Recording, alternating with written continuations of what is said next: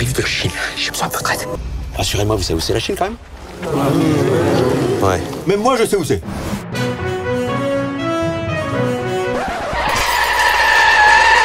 Le 1er février 2023 sort le film Astérix, l'Empire du Milieu, une nouvelle aventure des fameux Gaulois tirés de la BD de Goscinny et Uderzo qui, cette fois-ci, doivent empêcher César de conquérir la Chine.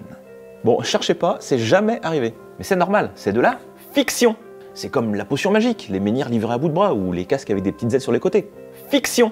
On a le droit, puisque personne n'essaye de faire passer ça pour la réalité. Du coup, y a pas fake. Ouais, et pourquoi on en parle, nous?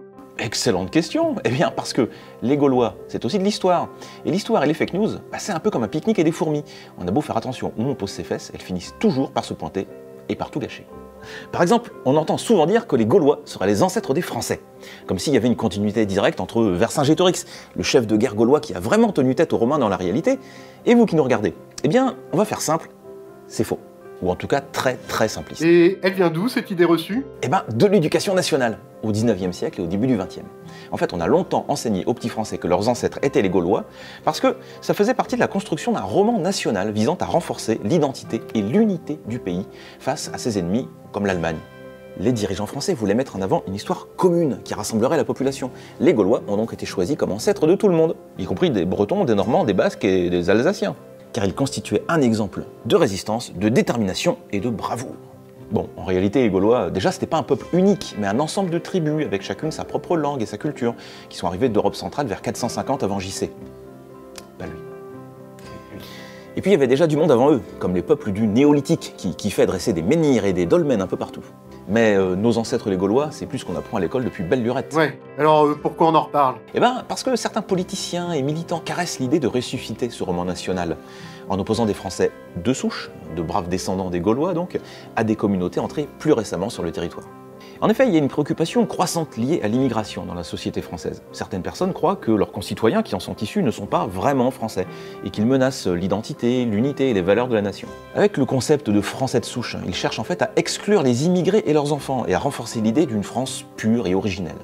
On en a même vu certains utiliser l'image d'Astérix pour symboliser la résistance face à des envahisseurs non chrétiens.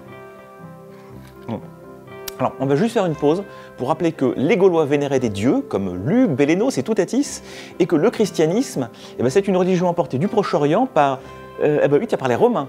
Alors oui, si on pouvait remonter assez loin dans votre arbre généalogique, on trouverait peut-être un ordre alphabétique ou un assurance tourix. T'es sûr? Non, les noms des Gaulois dans Astérix, c'est n'importe quoi, mais c'était pour l'exemple.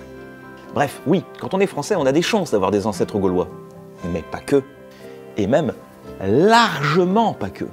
En fait, les chances d'avoir des ancêtres autres que gaulois sont beaucoup plus grandes, même sans prendre en compte les vagues de migration des dernières décennies. Rien que sur les premiers siècles de son histoire, la France c'est des métissages avec des peuples latins, celtiques, germaniques, scandinaves et j'en passe. Et ça ne s'est jamais arrêté, ni au Moyen-Âge, ni après. Il y a toujours eu des individus, y compris non européens, pour voyager et s'installer sur le territoire. Bref, attention, l'idée de roman national peut être utilisée pour justifier des politiques xénophobes visant à opprimer des communautés minoritaires.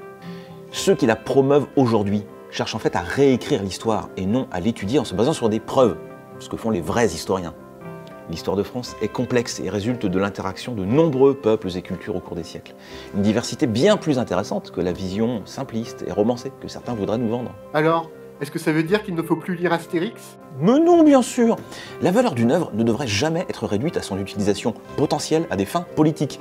Et puis, on le répète, c'est de la fiction, ça prétend pas raconter une histoire réelle, et ça c'est cool! Ah, super! Tu nous prends des places pour le film?